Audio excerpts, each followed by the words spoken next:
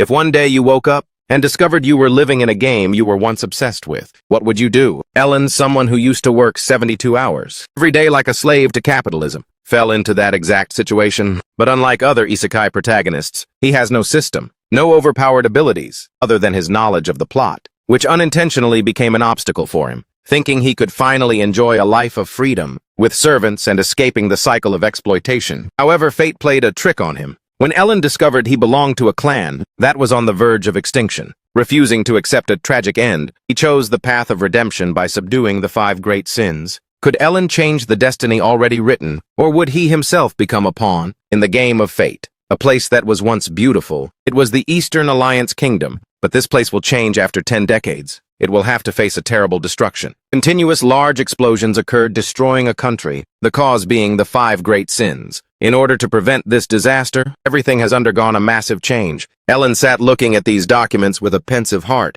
He had taken on the responsibility of being their protector. Ellen was gloomy about this matter. I really didn't expect it would lead to such a major situation. Inside a luxurious mansion, with dim ethereal lights, he used to be someone forced to work 78 hours a week like a slave. And yet now, he has transmigrated into the body of a noble, in a fantasy world. Sounds great, right? Truly lucky indeed. Furthermore, he was set up to be illiterate, without any abilities whatsoever. Ellen sadly looked at the book, wondering what on earth was written in it. A helpless servant thought. He is holding the document upside down. A moment later, a servant said respectfully, "Young master, it is time for dinner." He enjoyed it happily. "It's really delicious," the maid spoke up. "Have you finished your meal, sir? Before you rest, I will prepare the bathwater for you. Just eating and playing every day, living a vapid life, as the son of a duke." Ellen thought, "This is so wonderful, this is the life, except for the fact that I have no idea where this place is." The maid spoke up, "You should go to bed early, sir, because the young masters will return tomorrow."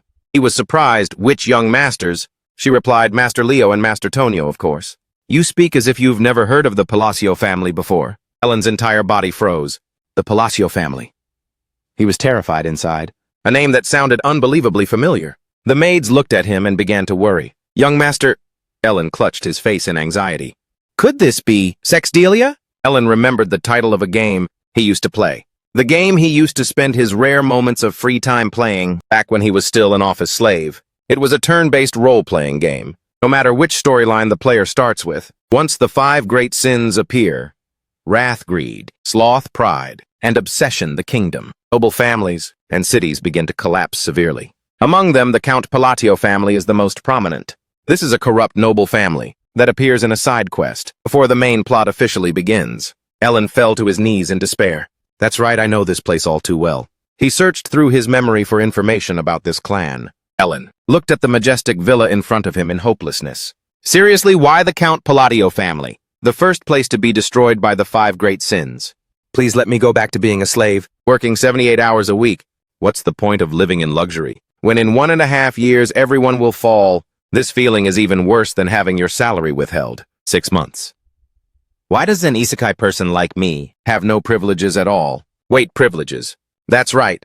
The fact that I know the game's content from 10 years later, doesn't it also mean that I already know the future? If so, then I just need to eliminate the causes that lead to destruction before they happen. And so, in order to enjoy a peaceful, noble life, Ellen decided to reform the 5 great sins. He told himself that they were probably still children, so perhaps there was still a chance to save them. 2 months later in the office, Ellen listened to the report. "I have rescued the orphans in the East, more accurately the victims, turned into live experimental subjects. Among them, I have assigned the task of managing the orphanage to a girl named Utia." Ellen was pleased. "My judgment was indeed correct. You truly are a very capable person." He replied, "Yes, sir." But that was a compliment, wasn't it? Because the young master never showed any emotion on his face. He nodded. "Yes, that's right. Well then, Evan, I hope you will support me even more from now on." Evan hummed, "This is really hard to get used to." Ellen looked at his face in the mirror and thought, "This face used to have very clear expressions, but it seems only the skin didn't fully merge with my soul completely." Evan was a rare supporting character in the game. He was a loyal man, which is why Ellen recruited him. He said, "Anyway, thank you for the compliment, young master. But this time, you said the raid was to rescue the girl named Utia, right?" Ellen replied, "That's right." Evan continued, "I have to admit, now I understand why you chose that girl. Even with my experienced eyes, having wandered for many years in the mercenary world, that girl is indeed not ordinary at all." He recalled the scene when entering the prison to rescue the children. Evan was astonished. The girl was so strong that I couldn't understand why she would submissively allow herself to be imprisoned like that. Why didn't you bring that girl back here? Wouldn't that be a disadvantage for you? Ellen agreed, an accurate observation. He fell into deep thought. On the surface, it may look like I am wasting a source of power without making any use of it, but maintaining the status quo is also a part of the plan. As a vampire who has signed a contract with an indescribable entity from another world, possessing unfathomable power, she will eventually become wrath, one of the 5 great sins, causing the deaths of hundreds of lives. But if she is raised in an environment of peace, she will certainly not set foot on the path of destruction again. So I have successfully defused the first time bomb. Now I just need to come up with a reason not to bring her back. Ellen spoke up. Well, that's right. He leaned on his hand and emphasized, because the time has not yet come. Evan exclaimed in surprise, the time has not yet come. Ellen nodded. Exactly. Make sure this matter is not leaked out, and provide fully for the girl. He received the order, yes, I understand. Suddenly he took out an object. And this, please deliver it to Utia. Evan wondered, is it a letter? Is the content important? Ellen replied, it's just a letter of inquiry. The girl has gone through terrible things like biological experiments, so I think sending a bit of comfort to help her calm down would be better. He took it. You even wrote a letter like this. I will deliver it carefully. Afterward, he stood by the window watching Evan ride away. Ellen felt uneasy, not knowing if it would truly offer comfort. The true content hidden within that letter of inquiry was something heard dozens of times throughout the gameplay. This is the incantation to befriend vampires, so it will have a calming effect. A sin of wrath. Calm the sorrows of darkness. The mindlessness of light. One aspiration. One belonging. All of them were incantations, appearing in the storyline of the sin of wrath. But at that time, Utia had completely fallen into darkness. She said coldly, it's too late. In the game, after a defeat, it would transition into a battle. But now, while everything is still at the 15-year prior mark, perhaps it's not too late yet. Stretching his body, he sighed. One of the 5 death flags of doom has been removed. So is it the next one's turn now? To think that with just a single incantation one could befriend a monster. It really is quite funny. But after all, they are a race that worships the other world, so there's a chance it actually works. For those in the extremes of fanaticism, their mindset is truly hard to grasp for anyone else. Utia stood in silence, holding the letter. Evan was startled. Mana was still radiating from the girl. It was absurd, but she had a strange air about her, as if she possessed no emotions at all. She spoke up. The person who sent this letter was Lord Ellen, wasn't it? Why didn't he summon me to his side? He panicked internally. What on earth is this? Evan stammered, that... He looked at Utia. The fact that Mana was manifesting in a tangible form could only happen when one reaches the master rank. However, he recalled the young master's words, because the time has not yet come. Evan said hurriedly. Ah, that's right. It's because the timing isn't right yet. She immediately withdrew her killing intent. Then the contents of the letter, keep this in mind. The sorrows of darkness and the mindlessness of light will gradually fade away. Utia was moved. That is certainly a promise known only to the master. All right, I understand the gist of it. Terrified sweat poured down his body as he remained on guard. She gave a terrifying smile. I shall follow his will. As for Ellen, he lay on his bed. Today was a truly satisfying day. Even the bright moon seems to be cheering me on. I must work hard for the next round as well. On this side, the stack of books on the shelf fell onto Ellen's head. He squatted on the floor and groaned. It's not here either. Looking for clues about the third danger. It's giving me such a headache. Evan ran over and said, Young master, we have rescued the second child you mentioned. By now a bump had formed on Ellen's head. He asked, is it true? You made sure to treat the child kindly, right? He replied, of course, sir, after getting the child away from the illegal slave market. Suddenly the door was kicked open by someone rushing in. An aggressive man burst in and said, well, if it isn't Ellen. This man was the second son of Count Palatio Tonio. He elbowed Ellen and said, why is an illiterate fellow like you holding a book like that? Ah, that's right. I heard you've been studying lately, haven't you? He glared at Ellen. Hey, answer your older brother, will you? He thought to himself, he's always such a nuisance. How did the old Ellen put up with this? I really want to fight back. But Ellen immediately acted submissive, bowing his head and saying, it seems you still want to use the library. So please excuse me, I'll be leaving first. Tonio stepped on his head, gloating.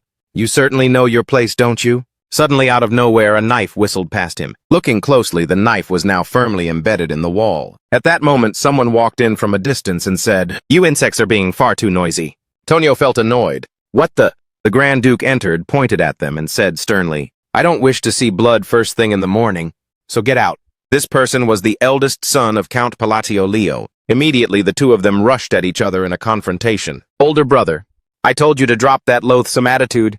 When entering the library, "Right, Leo," he replied, "Get lost while you still can." Ellen, on the other hand, quietly slipped away. The Palacio territory had vanished from the game quickly. Ellen recalled his mission: investigate the Palacio territory of the kingdom. This place is a territory with many social evils, running an organization called Avalon, but their power was greater than he thought. Basically, these scum of brothers are fighting for the position of head of the family. One is a big shot in the underworld, and the other is the manager of a large-scale narcotics syndicate. Ellen thought to himself that for the sake of his own life, he could not confront these two, and so Ellen and Evan quietly let those two fight each other, and then slipped away outside. At that moment, inside the library, the sounds of a fierce battle echoed incessantly. Objects inside were flying everywhere. Evan fixed the young master's hair. Ellen thought to himself, "I will live happily with the status of an illegitimate child, weak and incompetent."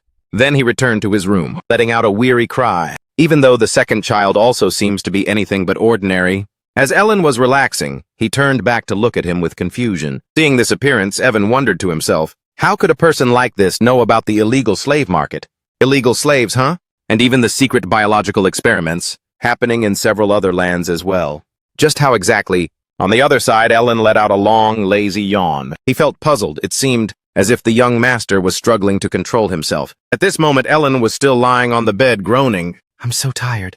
Evan suddenly spoke up. "Young master, you are truly quite strange. You sent that child to an orphanage." Ellen didn't look at him. He couldn't help but think, did he say that child wasn't ordinary? That boy is not just extraordinary, but he also possesses a level of destructive power within an alliance empire, formed by many countries. Its central nation is the Callian Kingdom. The child we saved from the illegal slave market is the second boss of Psychalia Dermacallion. After being sold into slavery and tortured, while being moved from one place to another, he became the embodiment of one of the 5 great sins, specifically sloth. He transformed into something like a demon and subsequently destroyed nations in the most horrific ways that one could possibly imagine. It was at this exact point in the plot that many players were taken by surprise by the sheer ruthlessness of the game. Contrary to the title of sloth, he was recorded as an extremely diligent person who would repay both kindness and grudges many times over. That's the reason I had to emphasize to Evan that he must treat him with absolute kindness. He trembled while holding his teacup, marveling. "It's so incredibly vivid." Ellen spoke calmly. "The reason I sent him to the orphanage is because the time isn't right yet." Hearing that, Evan replied, "I had thought as much. So was the letter you sent to Utia about the second child?" Ellen recalled the letter and replied, "Yeah, and there was some small talk too." He recounted, "I told her to take care of the sickly child I sent over. The somewhat sickly one that I sent over." His figure looked so lonely there, covered in wounds from head to toe. Just then a pair of small feet approached and said, "Greetings." A chilling voice rang out from behind him. "You are broken." The voice continued, remaining calm. "Those are the marks of that thing." His hand twitched slightly. Utia appeared before him and asked, "It's the Black Sun, isn't it?" She smiled and went on, "And yet the Great Moon has still chosen you. Congratulations." Utia flashed a villainous witch-like grin, her entire body radiating powerful magic. "So feel the power that has been bestowed, and let your potential be unleashed." She reached out toward him and said with a smile, "If you remain loyal and follow his orders, you shall have your revenge." At that moment, from behind him, strands of magic began to emanate. Utia looked down at the letter and smiled. Now I should send my first reply. Under the moonlight, Ellen's messages appeared. She wanted to send him a gentle greeting. Meanwhile, at the Count's estate, where Ellen lived, when Evan burst through the door, Ellen was still mumbling to himself. "Where on earth is the third person?" He suddenly said, "It's a big problem, sir." Evan continued, "That scum? No, I mean the 2 young masters." Hearing this, Ellen looked up. "What?" he asked. "Is that guy dead?" At this time, the deaths of the 2 young masters had occurred quite unexpectedly. Ellen wondered, is it true? Afterwards, they gathered at the funeral service for the 2 young masters. Now 2 beautiful girls stood on either side of the Count. Palladio said coquettishly, "Master." The other one also complained, "When will this be over? I'm so bored." The girl next to her chimed in, "I'm hungry." Ellen was left speechless. Bringing drugs and women to his own son's funeral. I knew this family was rotten, but this is truly a dark fantasy. But it really is the dark fantasy genre. Ellen looked down at his brother. Anyway, Tonio dying from an accidental fall.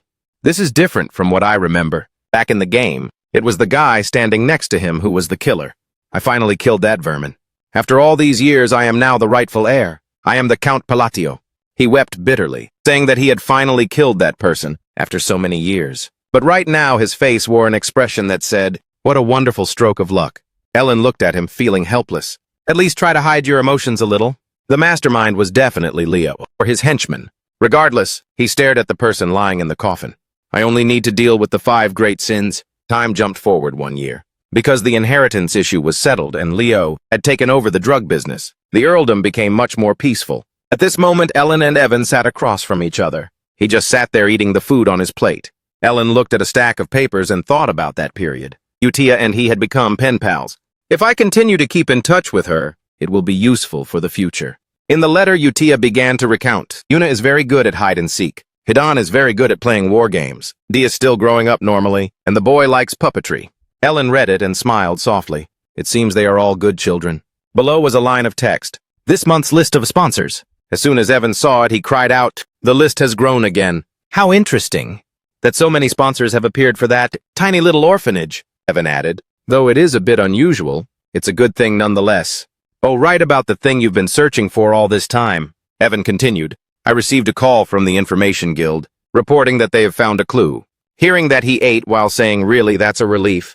That must be a lead on the third boss. I can finally find him at last. At that moment, the light from outside the window brightly illuminated the entire room. The two fell silent, each attending to their own business. Elsewhere, a tragic scream rang out. This place was a distribution point for the illegal drug maggot. 2 men walked forward while talking. The big fish of the Palacio family is quite generous. He always bestows handsome rewards upon us. The one beside him agreed exactly. Our organization now has several hundred members. Before their eyes were the people who had just been murdered. Just a bit more. Upon seeing the scene before them, they were startled. The people there were screaming in agony. No, my hands are out of control. Help immediately following was a scene of horror. All the people there simultaneously took their own lives. Miserable cries echoed through the air. Nearby, a figure stood silently in the shadows. Utia appeared behind Dee and said, I really enjoyed today's puppet show. It seems there are many more things to report. Magic threads for controlling puppets were visible on his hands. The puppeteer Dee turned and asked her, Is there any point to doing all this? Utia turned back to question him. What do you pity them? Utia asked. Dee replied, No, because they used other people to manufacture drugs. I just don't know if this matter has anything to do with my revenge. She replied, Of course it's useful. We are clearing the path for his return. Utia flashed a villainous smile. How could we let this place look so pathetic? When he finally arrives, hearing that, Dee replied expressionlessly, Understood. Immediately after the two of them activated their magic, a swirling wind began to rise. They vanished. The two were like ghosts floating through the night. Everything will proceed according to his will. Then a brilliant light flashed through the darkness. Under the peaceful crescent moon, Utia's voice rang out. We, the blue moon, shall be your sword. Now there was no longer anyone there, leaving only a deep crater on the ground. It had been 2 years since Ellen became pen pals with Utia. Evan dragged his exhausted body along. Where are you, sir? Evan collapsed onto the grass. I'm back. So you were in the backyard, I see. Ellen said nonchalantly. Good grief, Evan. You gave me a fright. He gestured and said, The 5th child has been safely delivered to the orphanage. Hearing this, Ellen was greatly astonished. By that time, the remaining 3 sins had all been saved. He brought food to Evan. Here, eat. Yes, thank you, sir. As Ellen handed the food to Evan, he thought to himself, finding the third one greed was a bit difficult. But with my gamer knowledge, and by working Evan to the bone, everything went smoothly in the end. After serving the food, he said, You did a great job running around like that. Now you can rest for a while. Evan asked, Is the orphanage mission over? Ellen replied casually, Yeah, it's done, thank goodness. Evan lay down with a sigh and asked, But young master, aren't you happy I am? Evan remarked, You don't really look like it. Ellen pointed to his own mouth. I'm smiling right now, see? Giving an incredibly artificial smile. Let's just say that's the case. As the sunlight shone down on him, he stretched and took a deep breath. Ellen lay on the grass, lost in thought. This is progressing better than I expected. Everything is going smoothly. The masters of the Shikigami all became the 5 great sins following a past tragedy. Although this was set in their past, before they awakened as sins, the chance to save them all perfectly before their tragedies occurred was very slim. If I were to rescue them after they had already fallen, then I would be even more worried. At that moment, Ellen asked, How is the orphanage doing? Evan held out a letter. The same as usual. Everything is going well. Evan continued. Those children who were initially like broken dolls, he added, have brightened up quite a bit. Ellen opened the letter. Really? In that case, we won't be needing any more nannies. He thought, I didn't expect Utah to be able to do such a good job. Perhaps it's because her character setting is tied to the orphanage. She definitely hates having anyone interfere. Ellen called Evan closer. When you look at it this way, Utia is also a good child. So is there anything special in there? In the letter, Utia wrote that everyone is doing well. Some of the children here are growing up to be very beautiful. You really don't need to worry about D anymore, nor do you need to worry about the children that you've just sent over. After finishing the letter, Ellen was delighted. It's great to see that they are all being raised well. Ellen also thought all 5 sins are growing up normally. I guess environment really does matter. Evan asked, "So when do you plan to meet the children?" "You always say there'll be time for that," Ellen stammered. About that. On the surface, Ellen was quite hesitant, but deep down he had no intention of meeting them in person. It would be beneficial in many ways to become closer to them, but perhaps because the process of becoming a sin was so horrific and catastrophic, their personalities, as seen in the game's flashbacks, they have been terrifying since they were children. He carefully considered it. It's true that I saved them before they awakened, so it should be better, but it's still scary. He stammered, "Maybe in 5 years it will be fine, I understand."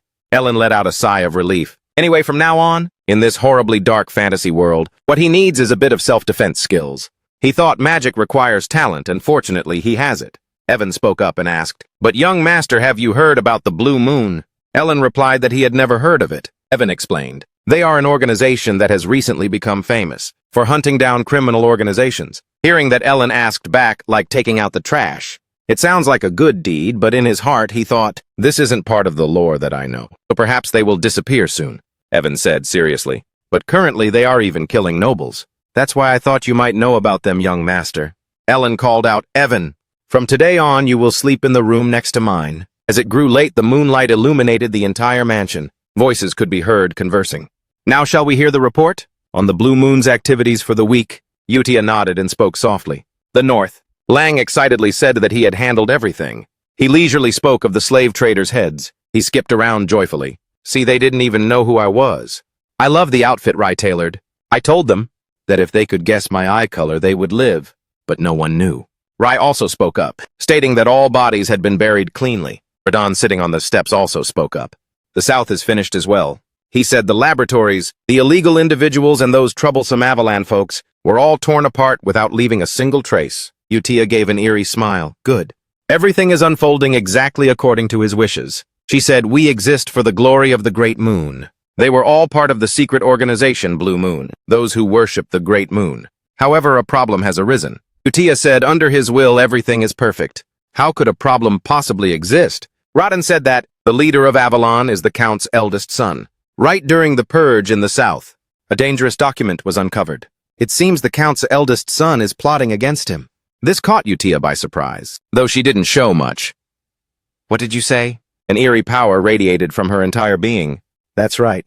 Even those around her were terrified by it. She picked up the piece of paper in her hand. "After the sickly Count passes away, secretly eliminate him with poison." In a fit of rage, she crumpled the paper. "Truly, you were right." 2 years later, as expected, Ellen's father, Count Palatio, passed away. The official cause of death was announced as cardiac arrest. But considering the drug abuse leading up to his death, it was far too obvious. A voice rang out. "What Blue Moon again?" Ellen listened quietly. "Yes, they assassinated him during the night." So another assassination. Seeing this, Ellen thought, it seems they are beginning to be more cautious of Blue Moon. Furthermore, at the Count's funeral, there was no one to mourn him. It ended quietly in absolute silence. Everyone left coldly, and Evan spoke up. "Young master, what should we do? In the coming year, the commoners, the eldest son, will inherit the title, right? What's with all this luggage?" Ellen was packing. "You should pack too." He said, "We're leaving." Evan was surprised. "What, you're leaving the mansion?" Ellen replied, "Not exactly. We will head south once we've finished settling things here." Evan wondered, "South, you mean Rossman?" "Correct." Ellen had intended to move to a small village in the southern part of the Palatio territory, which was Rossman. Someone was standing on the upper floor observing his every single move. Leo had observed everything from beginning to end, but said nothing. The delicious fried eggs and bread in the pan. Ellen happily fried them in the pan, looking so mouth-watering. The happy life of the two didn't last very long. After 3 days, Ellen returned to the Count's mansion. Ellen racked his brain. "What now? Another funeral for the eldest son?" He said gloomily, "I can't believe I'm back in this bloody place." The signs of death this time were very different. How is he already dead? Looking at Leo in the coffin, the cause of death was a sword through the heart. Ellen thought, who could it be? Who killed Leo? At that moment, Ellen turned and asked, "May I ask about the cause of death?" The guards were immediately taken aback. They jumped in fear, their hearts racing. Forgive us for looking at you. Ellen was also stunned. What was wrong with them all of a sudden? Ellen walked away, passing through the crowd. Evan followed, calling out, "Young master." He softly asked Evan, "Have you found anything yet?" "Yes, about that young master." "Could it be," Evan whispered, "that you were the one who wiped out Avalon in the night?" Looking toward Evan, Ellen then turned to look at the other people in the mansion. A few days ago on this day, Ellen went to Rossman. Evan spoke up, "By the way, young master, if you're going to leave anyway, wouldn't it be better to choose a city?" Ellen thought to himself, "No, absolutely not." Rossman was the final destination in his plan. He had saved the 5 sins from their circumstances and prevented the future destruction of the world. But Rossman had no connection to the original plot, and it even had a Palladio villa. It was the perfect place to live comfortably as a noble, the perfect place to live a sweet life. Ellen said slowly, "There is a reason for everything." Evan immediately cut him off. "I won't be fooled again. You always act dismissive like that when you're actually concerned." At Evan's sighing attitude, Ellen clicked his tongue. "Let's just leave it at that." The carriage drove away from the Count's mansion. Leo had witnessed him thinking, "Should I kill him or not? Whether he's here or not, he's useless anyway. I had considered eliminating him with poison after our father's death." But Leo thought that since he was quietly heading to the border, there was no longer a reason to kill him. After thinking, he said to himself, "Perhaps it's because everything with Avalon hasn't been going smoothly lately. He gripped the railing tightly. His mind was still lingering on those thoughts. "Annoying," he said. Then he ordered his servant Alan to follow the carriage. Alan was Leo's right-hand man. He spoke up and asked, "Does that mean you want me to kill him?" Leo was suddenly taken aback by the question. "What?" He was surprised. Alan, who usually followed orders without complaint, why was he suddenly asking questions? Leo spoke out in displeasure. "Your duty is to do as I say." Just as he uttered those words, a sword was thrust into his chest. Leo's voice trembled. How dare you betray me?" He said, "I enjoyed this little game of civil war." However, this person was Radon, a member of the Blue Moon organization, not Alan. "It's been quite fun until now. We were taught by the Blood Moon. Blue Moon is his sword. We act according to his will. But if anyone dares to harm the Great Moon," saying that he drove the sword deeper into Leo, then he decisively pulled the sword out. "We are permitted to act on our own discretion." Blood from the sword splattered everywhere on the floor. He watched as Leo collapsed. "That is why. I've been waiting for you to say those words all this time. I didn't expect it to take 2 whole years. Leo even threatened, 'My people will not let you leave safely. With the words you just spoke, Avalon will now vanish from these lands forever.'" He even feigned a sense of regret toward Leo. "What a pity. The Great Moon gave you a chance." Having finished, he jumped from the balcony and vanished. The sky began to brighten. The sun also woke up. Working like any other day for Ellen, Rossman really was a paradise. He woke up happily and said good morning. He woke up whenever he wanted, watching the scenery of another peaceful day, eating when he wanted and eating the dishes he liked. Finally, he could enjoy the life of a true noble. While eating, Ellen thought, "Maybe I should start a bread business." Evan walked in with a letter in his hand. "Young master, a letter has been delivered?" Taking it, Ellen wondered, "What's this?" The piece of bread in his hand fell onto the table.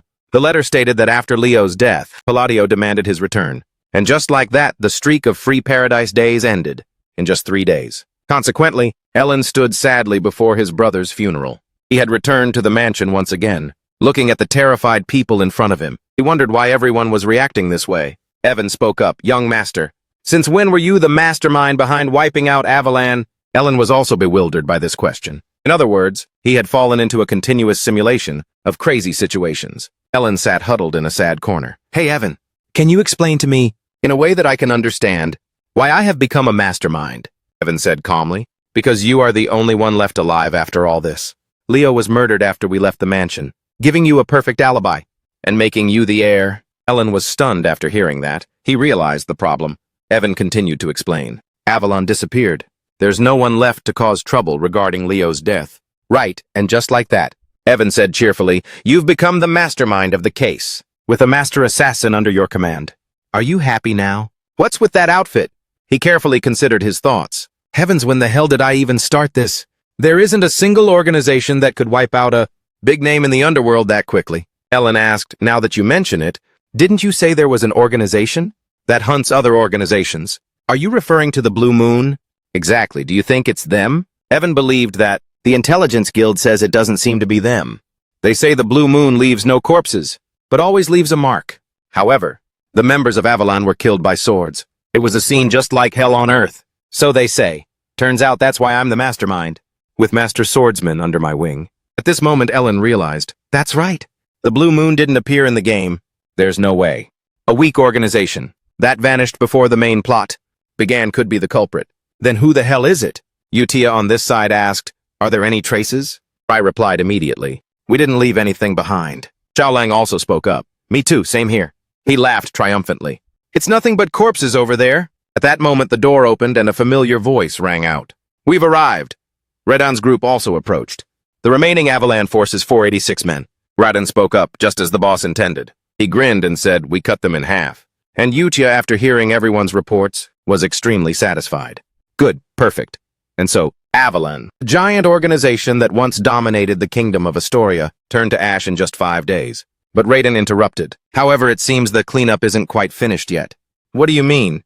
He held up a stack of documents.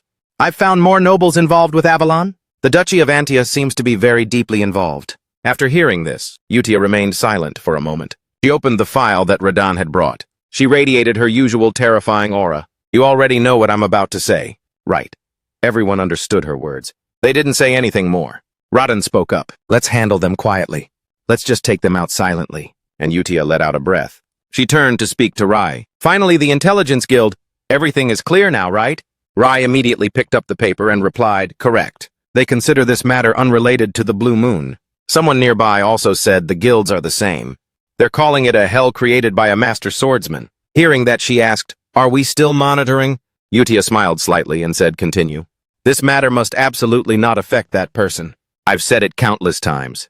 So everyone knows, right? He then manipulated the papers nearby, making them float as he continued. But because that person's own blood relative tried to target them, this case was not in order. Remembering the image of that person, he said, we are a sword.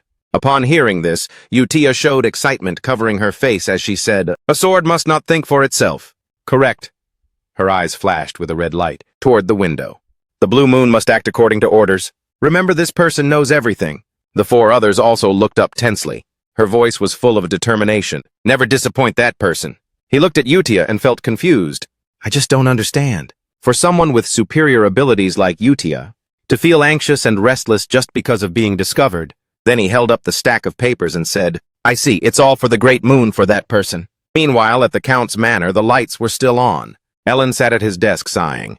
I can't do this anymore. He looked up, tears streaming after the funeral. He had been incredibly busy for an entire month. Ellen lamented. I just want to relax and live off money. That's what nobles do. He looked down and thought to himself, even though I've caused a lot of enmity, Leo's death was going to happen in 6 years anyway. Because of my brother's death, I have changed the game's timeline. All the clan's work has been piled onto me. The heir. Suddenly a voice called out, Young Count. The old men immediately entered. Each of them held a pile of objects in their hands, books or scrolls. Seeing that, he sighed even more. By now, the dark circles under Ellen's eyes were clearly visible. He wondered why everyone was working so hard. When the Count was still alive, they worked leisurely and even took shortcuts. From afar, seeing Ellen's gloomy face, the old men panicked when he waved his hand. Is he angry I must work even harder? I don't want to die. Just like that, his face turned pale from overworking. The vassals must also be working seriously, because of the rumors about him being the mastermind. Right, I told you to come, so why didn't you come? Now Ellen was just like a corporate slave, only working in silence. Deep down, he secretly wished they would take care of everything themselves. The scene shifted as the flames flared up. The meat was gradually being grilled to perfection. Evan asked, Young Master. He looked up with a bewildered expression and asked, I must say, I am truly surprised. Ellen's magic was swirling around the room. Evan continued, to reach rank 2 in just 2 years of self-study is an outstanding talent. Since when did you develop like this? He went on. Usually it takes about 4 years to reach rank 2, and magic can't even be used yet, unless you were born with a blessing. He replied calmly, Maybe I just have some talent. Because I was worried, I practiced hard for self-defense. Ellen thought to himself, this technique also requires mana control. Precisely. He controlled the magic to continuously fly around. However, the important thing was that it was incomplete. Ellen's face showed weariness. He never thought he would actually use magic. In a fantasy world, he controlled the magic and spoke softly. I was very excited at first. Once the plan is complete, there will be no more danger. So I'll just slow down my learning. Immediately after that, the magic orb flew up.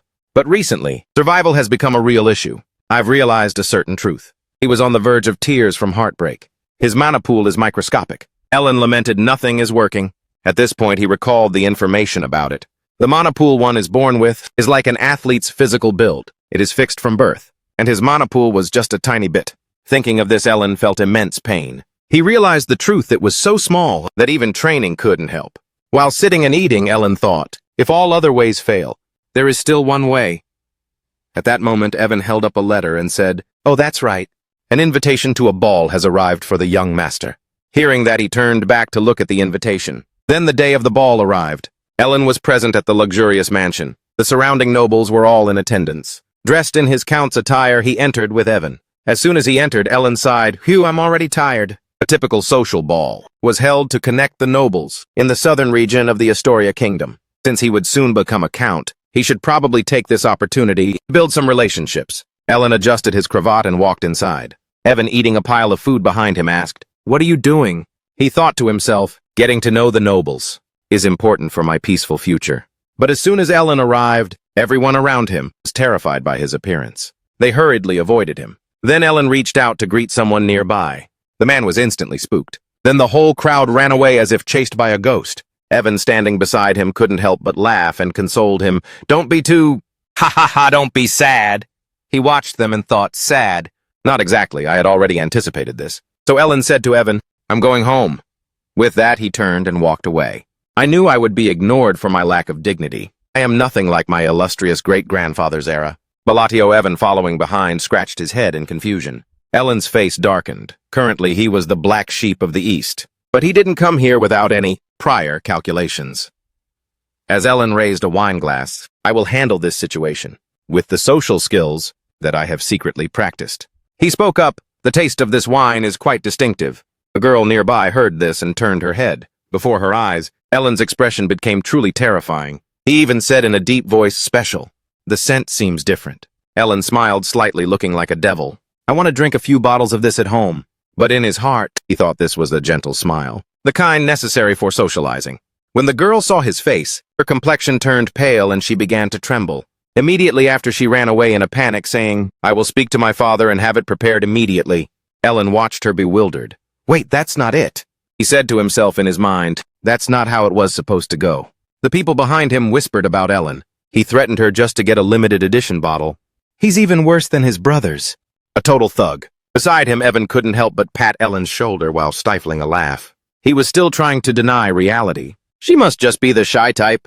After that, they left. Evan said, "Your spoils of war have increased again." He continued while eating heartily, "That's an impressive list." Beside him, Ellen muttered despondently, "And I even studied up on wine." Ellen listed the items in his head. A fine horse from Pandion, Fenian citrus tea, metal crafted by Valanda and Malentino specialty wine. It turned out the name Palatio was even more notorious than he thought. And because rumors said Ellen had killed his own rogue brothers, he seemed to have become someone whom everyone avoided. Well, goodbye to socializing. It's just me who feels this way. Or have I become more distant from everyone? He said sluggishly, "I'm going to get some fresh air." Evan stood still and said, "Yes, sir." In the background, a girl with red hair was silently observing him. She looked at him as if she were deep in thought. After that, Ellen went outside and leaned against the railing to admire the scenery. He kept wondering, where did things go wrong? Just then a voice rang out, "Excuse me, hello? May I speak with you for a moment?" Hearing that, Ellen was startled and turned his head. "Did someone just talk to me? Who is it?" However, when he turned around, there was no one in sight. Suddenly, another voice spoke up. "I am." Ellen looked down in surprise. A petite girl appeared before Ellen's eyes. She introduced herself as Loria, the third daughter of Duke Antia. Hearing the name, he thought to himself, "Antia, of course." Ellen said, "Yes, hello. The Alita family is one of the 3 great villains of Shikigami, the black sheep of the north." Ellen thought to himself, "Anyone who talks to me must not be normal." He looked at the small girl and wondered, "But why don't I remember this girl? I don't think I've ever seen her in the game." Loria suddenly spoke up, "I'll be blunt. Please lend me your strength." At this moment, Ellen's expression became terrifying to her. Gloomy Loria said confusedly, "I will be assassinated soon." Her words rang out in the dark night, strangely gentle. Loria looked up with a face full of fear. Hearing this, Ellen thought to himself, "I have received my father's love, and until now I have always been protected as his illegitimate son. Duke Antia has fallen seriously ill." She spoke in a panic, "But now," Antia continued hesitantly, "my half-sisters are about to kill me." He wondered, so everything is just a battle for survival. Ellen looked down, understanding the situation. No wonder I didn't remember her, because she had already died when the game began. Gloria spoke with a desperate voice. If it is the power of Lord Ellen, then please. However, Ellen replied, I refuse. Gloria still wanted to continue. I'm not asking you to help me for nothing, she said anxiously. If you help me, I will give you half of the Antia family. But he turned away and said, that is all. I'll take my leave, Ellen thought to himself. Though it's a pity, but just keeping myself alive is already hard enough. He shouldn't invite more trouble upon himself. Even if he wanted to help, he wasn't as capable as the rumors suggested. He didn't have any special abilities at all. Ellen couldn't help but look back at the figure of the lonely girl standing there. Gloria's expression was sad and silent. He rubbed his neck and let out a sigh. Then Ellen turned back. Something good is about to happen to you. Hopefully she will meet a good ally. Then he walked inside to join the party. Two people in black cloaks were talking over here. So Antia has come close to the Great Moon, has she? I should also let the Crimson Moon know that something good will happen to that person. The girl beside him spoke up. No, there's no need. If the information is accurate, then she is the only one in the family. Antia is not involved with Avalon. They were observing Gloria from above, which means she is not one of Radon's targets. He turned away and said, that's good, every other Antia will be dealt with soon anyway. Exactly. By order of the Crimson Moon, we will focus on cutting off the source of information flow so that the incident at Avalon never reaches his ears. From above, they silently observed Ellen below. At this moment, he sighed at the party. It feels so empty around here. Could I be surrounded by some kind of barrier? Ellen didn't notice a mysterious girl nearby. She said, hello, yes. Ellen had just heard someone start a conversation with him. Touched by the moment, he wondered, was that addressed to me? Really, is it possible that this time I can actually befriend the nobility? Ellen immediately turned around and said, yes. Hello? The girl held a fan to her mouth and smiled softly. Seeing that, Ellen immediately realized, not again. Is it another shady person? I've seen this face in the game before. Looking at the girl, he thought. Anyone who takes the initiative to speak to me first definitely isn't a normal noble. Recognizing her, Ellen walked up and said, greetings, Lady Zenonia? Surprised that he recognized her, Kalia exclaimed, oh my! You know me, he calmly replied. Of course, you are very famous. The three most notorious villainous families in the kingdom of Astoria. In the north, it's House Antia. In the east, it's House Palatio. And finally, in the west, the depraved Zenonia clan. She reminded people of an elegant viper. Kalia chuckled, famous me. She was the eldest daughter of Count Zenonia. If Palatio was a criminal gang, then Zenonia was the high-end version, like a legalized mafia corporation. Thinking of this, Ellen couldn't help but shiver. I only need a few noble connections, so that I can live in peace. He secretly resolved in his heart. Even though half his life was already hanging by a thread, for the sake of this sweet life, I must absolutely stay away from them. Ellen said to her, it's because you are so beautiful. Kalia replied, thank you for the compliment. She smiled and said, I would very much like to talk more. What do you think? Ellen calmly replied, I would too, but there are too many eyes watching us. Inside, he was pleading, please just let me leave quietly. Kalia looked at him and said something cryptic. Just like the rumors say, isn't it? Then she turned to leave. I look forward to seeing you again soon. Hearing that, he was confused. Then Kalia walked away. Ellen watched her go, bewildered. What the hell just happened? The two people observing from above looked down and said, information about the incident at Avalon is being completely blocked. Over here, he also added, however, a new concern has emerged for now. They looked toward the window. Someone is lurking in the trees. That person continues to follow him, a tail. Then two petite figures quickly dashed away. We haven't received direct orders yet, so let's just observe. If necessary, we can deal with them. Scene change. Evan scratched his head in confusion. Young master, are you sure it's for real this time? Standing before a canyon, Evan felt skeptical. Is this canyon really the place we've been searching for all this time? He continued speaking. Even though it's the middle of the day, it's unusually dark inside, isn't it? As for Ellen, he looked as if he was about to ascend to heaven. He clenched his fists tightly. I finally found it, my true objective. The environmental effects also match, so this is definitely the place. Evan sighed. If this turns out to be a fake again, I think I'll fall into a depression. They walked inside while observing their surroundings. There were inscriptions on all the stones. He replied, this time it's the real deal.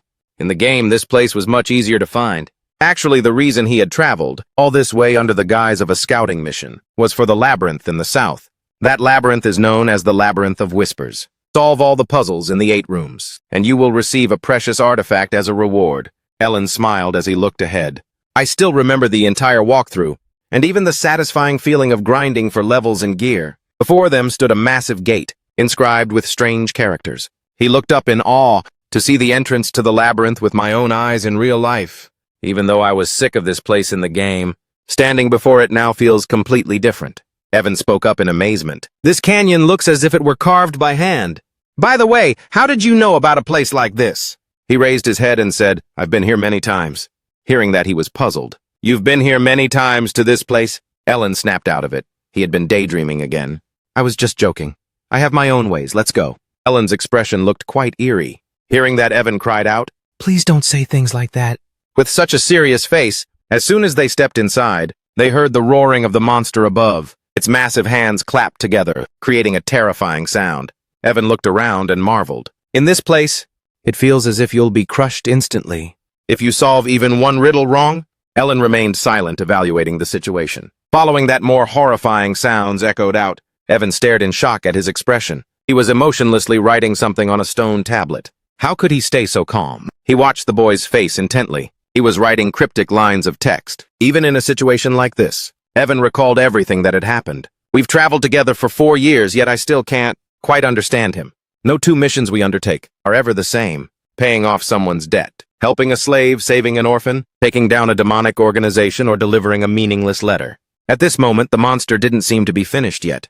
He found it hard to understand. How does he know this place so thoroughly, when he has never even left home? Ellen calmly pointed toward the monster and said, The riddle is solved, but it hasn't opened yet. We have to wait for that thing to finish. The sounds continued to echo incessantly. Meanwhile, Evan continued to think to himself, Even so, following this mysterious master always leads to something good. The two of them looked in that direction together. The boy said, Oh, it's open. Evan cried out internally, What are you planning this time, young master? Deep down, Ellen was cheering in his heart. Finally, the door is open. Oh God, I feel like throwing up. I knew this place was difficult, but I never thought it would be this brutal. I almost broke my neck trying not to look. Then before their eyes, they produced a pile of precious jewelry that lit up the entire room. Evan exclaimed, It's finally over, isn't it? Ellen calmly said, Yeah, let's take the black ring and leave. In the distance, there were 6 rings mounted on prosthetic hands. Seeing that, Evan said, That one, it looks terrifyingly useless. Ellen picked up the black ring and said, It is a bit large, but touching other things will only bring more trouble. Just leave it be. He looked at the ring in silence and thought to himself, I finally have the shackling ring. Ellen continued, Don't worry, the way back is safe. Evan stammered, Yes. As they walked, Ellen thought contentedly. Thanks to remembering the game guide, this was way too easy. However, at this moment, his expression didn't look very good. Young master, did you foresee even this? Before them stood a horde of giant golems. It turned out the rock field in that canyon was actually golems. Evan calculated anxiously in his head. Unidentified enemies, huh? That's just great. At the very least, there must be a way to get him out of here. Ellen stepped forward and said, I'll do it this time, hearing that he stood there dazed. At that moment, those monsters all turned toward them simultaneously. Evan warned, Whatever you plan to do, the top priority is still to escape, right? Suddenly, one of them lunged forward to attack. He shouted, Wait! Tier 2 magic probably won't be enough. At that exact moment, Ellen whispered, Bind. Activating the ring on his hand, he emitted a flash of black light. Immediately after, the golems seemed to undergo a transformation. The light flashed. Then a voice echoed through the air. Fragment that inherits the great will of Malala. State the 2 limits to which you can develop. Ellen stood in the middle of a pitch-black space. He began to look around. In the game, a selection window would appear here. So that's what the voice sounds like. At this moment, a massive face emerged from the darkness. It is the reward for clearing the labyrinth of binding. True to its name, it is an absorption-type holy relic that grants the user power, but in exchange for strict constraints, young Ellen trembled slightly, feeling tense deep down. That voice sounds so real. It feels as if I am truly in this world. He spoke the first limitation, and the other person immediately spoke up. Ellen Tay continued speaking. In every surgery, the seals of Babylonia are an absolute requirement. That voice then asked, What do you desire to gain from this binding? He replied immediately, Power. To bend the rules of the world just a little bit more. The currents of power in the air began to blend together just like that. Granted. Ellen looked up at the dark scene ahead. Gradually, light began to appear. He stated the second limitation. That voice continued to echo, saying, And Ellen created another hand seal and continued, In every surgery, only the holy language of Babylonia may be used. That voice asked again, And what do you desire from this binding? He calmly replied just as before. The other person seemed to fall silent for a moment. Ellen looked up, feeling confused. Damn it, did I mess up a step? I even mimicked the skill symbols exactly, choosing both seals and holy language as limitations. To yield the strongest offensive power, He couldn't help but break into a cold sweat from anxiety. I have mastered all the seals and incantations, thanks to playing this countless times, which means this time it must succeed. Immediately after the other person spoke again in acceptance, that voice continued to echo vaguely in the air. "O human, remember the seals and arcane language of the god, the great one who has been forgotten. We express our gratitude to the one who carries on his will." Ellen heard this and felt confused. Carry on his will. What does that mean? Immediately after the ring on Ellen's hand disappeared, he guessed that the ring was being absorbed. It seemed the binding was successful. That voice rang out one last time. "I will always be watching you." The successor of that will. Returning to reality, the situation remained unchanged. Evan cried out, "Young master, a level 2 spell!" Before his eyes were those massive monsters. He reached out toward Ellen, worried it wouldn't be enough. He looked up calmly, his eyes showing not a single ripple of emotion. Ellen's hand began to channel magic. The iron sphere that should have glowed brilliantly was only flickering weakly, even though he had poured all his mana into it. "No matter how much I train, I still cannot overcome the limit." He remained calm, creating a magic sphere in the palm of his hand. "Then it is time to test the power of the binding." Just like that, the sphere continued to build up gradually. Those monsters were charging in. Ellen reached out his hand to control the magic sphere, and the price to be paid for it is